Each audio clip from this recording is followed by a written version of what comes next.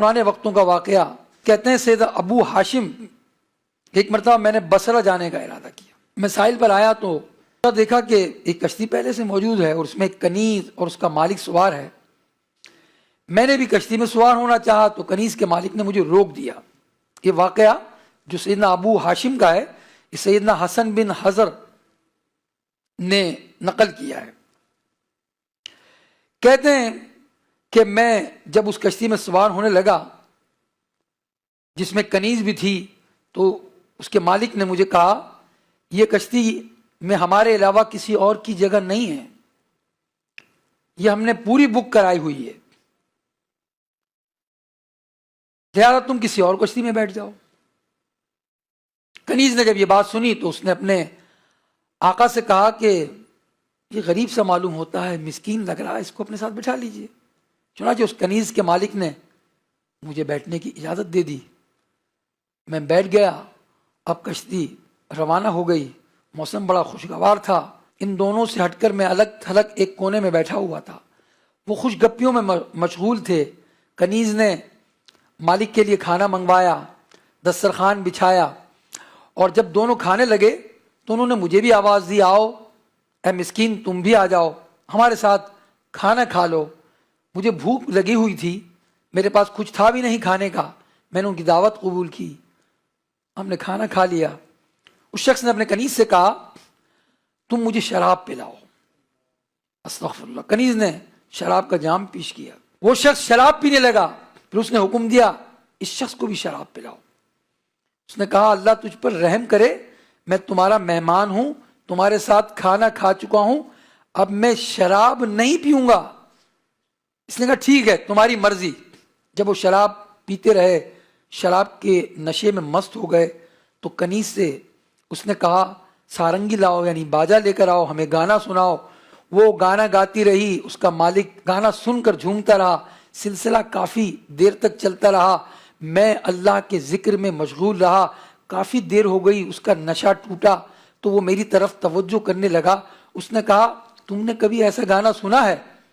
دیکھو کیسا اچھا گانا گا رہی تھی، کیا تم ایسا گا سکتے ہو؟ تو اس نے کہا میں تو تمہیں ایسا کلام سنا سکتا ہوں جس کے مقابلے میں یہ گانا کوئی حیثیت ہی نہیں رکھتا۔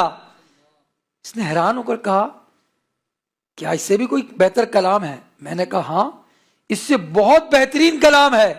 اس نے کہا اگر تمہارا دعویٰ درست ہے تو سناؤ، ہم بھی سنیں۔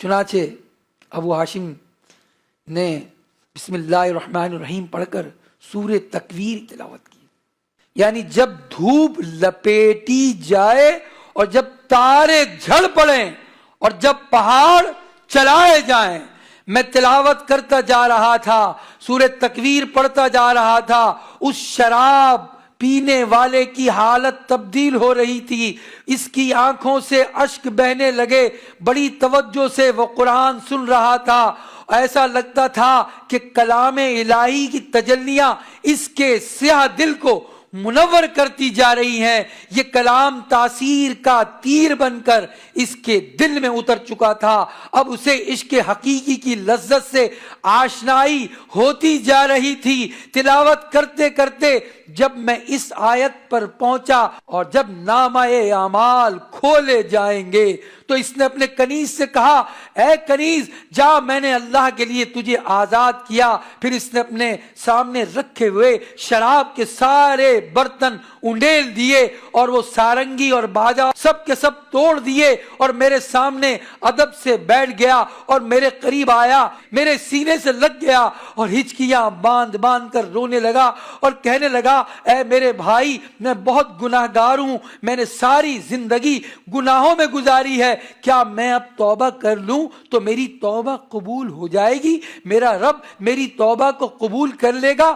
میں نے اسے بڑی محبت سے جواب دیا اور کہا بے شک اللہ توبہ کرنے والوں اور پاکیزگی حاصل کرنے والوں کو بہت پسند فرماتا ہے، وہ تو توبہ کرنے والوں سے بہت خوش ہوتا ہے، اللہ کی بارگاہ سے کوئی مایوس نہیں لوٹتا، تم اس سے توبہ کرو ضرور وہ تمہاری توبہ کو قبول کرے گا۔ چنانچہ اس نے میرے سامنے سابقہ گناہوں سے توبہ کی، خوب رو رو کر معافی مانگتا رہا۔ ہم بصرہ پہنچ گئے، دونوں نے یعنی اس کنیز نے اور اس کے مالک نے مجھ سے دوستی کی۔ ہم بصرہ پہنچے، ہم دونوں نے اللہ کی رضا کے لیے دوستی کر لی اور 40 سال تک ہم بھائیوں کی طرح رہے۔ 40 سال کے بعد اس مرد صالح کا انتقال ہو گیا، مجھے اس کا بڑا غم ہوا، یعنی اسی کا جس نے توبہ کی تھی، جس نے شراب پی تھی۔ پھر ایک رات میں نے اسے خواب میں دیکھا، میں نے پوچھا ہے میرے بھائی تیرے ساتھ کیا معاملہ ہوا، تیرا ٹھکانہ مرنے کے بعد کہاں ہے؟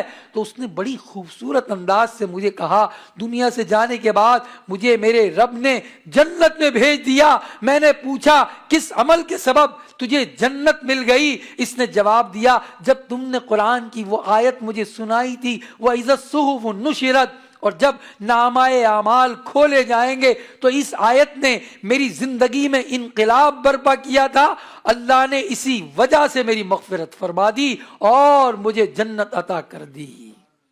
دیکھا پیارے بھائیوں، تھوڑی دیر کی صحبت نے اس شرابی کو کیسے بدل دیا کہ وہ گانا سننے والا، شراب پینے والا اللہ کی بارگاہ میں جھک گیا اور اس نے توبہ کر لی۔ تھوڑی سی اچھے بندوں کی صحبت انسان کی زندگی کو بدل دیتی ہے۔ صحبت صالح ترا صالح کند، صحبت طالح ترا طالح کند۔ اچھے کی صحبت تجھے اچھا بنا دے گی اور برے کی صحبت تجھے برا بنا دے گی۔ کس کی صحبت اختیار کرنی چاہیے؟